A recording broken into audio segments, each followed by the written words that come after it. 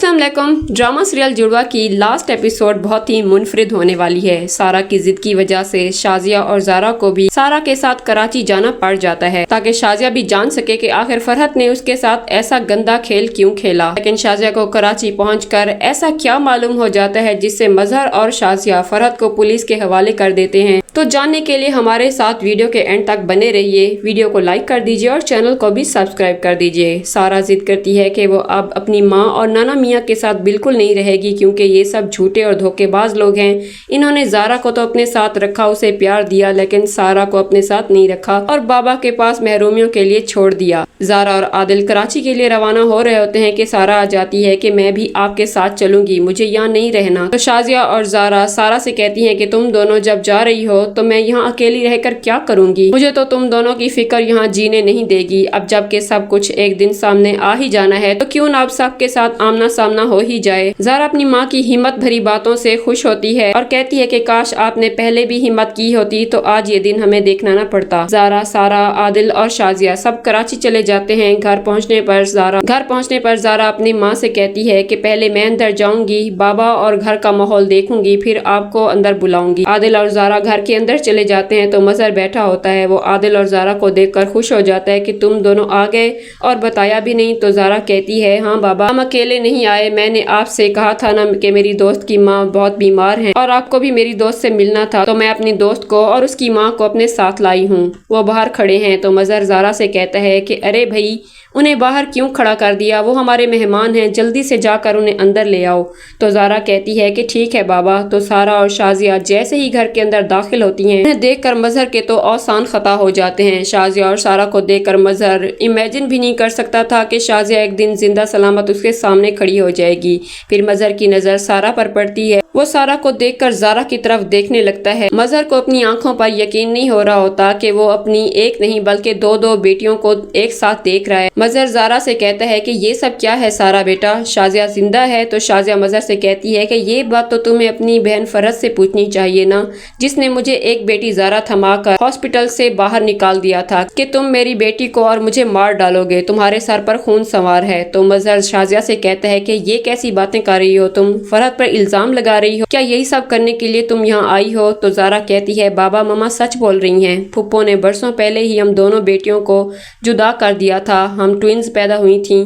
ये बात सिर्फ और सिर्फ फुप्पो ही जानती थीं। फुप्पो ने मम्मा को मुझे हाथ में थमाकर हॉस्पिटल से भगा दिया था और इल्जाम लगा दिया था कि वो किसी और मर्द के साथ भाग गई हैं। तो मजहर कहता है कि तुम ये सब कैसे जानती हो, ये सरासर इल्जाम है मेरी बहन पर। तो ज़ारा अपने बाप को बताती है कि मैं सारा नहीं ज़ारा हूँ, आपकी दूसरी बेटी, और इतने अरसे से मैं ही सारा बनकर आपके साथ आपके घर रह रही थी। मैंने सारा को मम्मा के पास हैदराबाद भेज दिया था ताकि बरसों पुरानी सारी हकीकतों का पता लगाकर फुप्पो का असल चेहरा बेनकाब कर सकूं। तभी मजहर को झटका सा लगता है ये सुनकर और वो सोचता है कि मुझे सारा में कासिम की झलक इसलिए नजर आती थी क्योंकि वो सारा नहीं बल्कि निडर और बेखौफ दूसरी बेटी ज़ारा थी।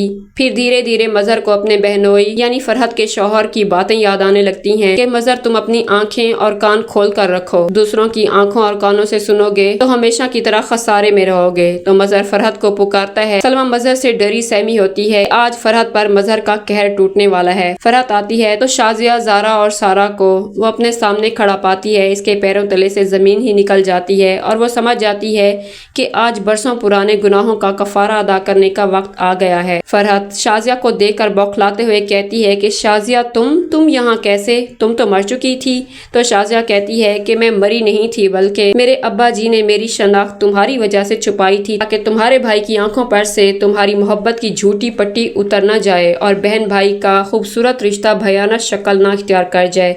लेकिन देखो आज किस्मत मुझे यहाँ लेकर आ गई है। फरहत तुमने तो खूब कोशिश की थी कि मुझे मेरे शौहर के सामने जलील रुसवा कर दो और उनकी पूरी जायदाद पर अपना कब्जा जमा लो। फिर शाजिया मजहर को फरहत का और राज बताती है और कहती है कि मजहर, फरहत ने आपकी शादी भी ऐसी औरत से करवाई जो माँ नहीं बन सकती थी। ये सब फरहत आपकी शादी से पहले जानती थी, लेकिन फिर भी इसने आपकी शादी सलमा से करा दी ताकि आपकी कोई औलाद पैदा ना हो सके। इसमें सलमा का कोई कसूर नहीं, उसने तो अपनी हकीकत पहले ही इसे बता दी थी, लेकिन जायदाद की खातिर फरहत ने आपकी शादी एक बांझ औरत से करा दी। और तो और फरहत ने कई बार आपको मारने की भी कोशिशें की लेकिन आप हर बार बच गए। फिर शाजिया फरहत से कहती है, क्यों फरहत, मैं ठीक कह रही हूँ ना। मजहर शाजिया और अपनी बेटियों की बातें और हकीकतें सुनकर बैठ सा जाता है और फरहत की तरफ हैरत भरी नजरों से देखता है और पूछता है कि फरहत, क्या ये सब कुछ सच है? तो फरहत कहती है, भाई मुझे माफ कर दें। मजहर चिल्ला कर कहता है, मुझे हाँ या ना में जवाब दो बस। फरहत, बताओ क्या ये सच है? तुमने मेरा नाम लेकर शाजिया को हॉस्पिटल से भगाया और मेरी जुड़वा बेटियां पैदा हुई, ये बात तुमने हम सब से छुपाई। तो फरहत की तो शामत आ जाती है, वो मजहर के पाँव में गिर जाती है कि भाई मुझे माफ कर दें। तो मजहर कहता है,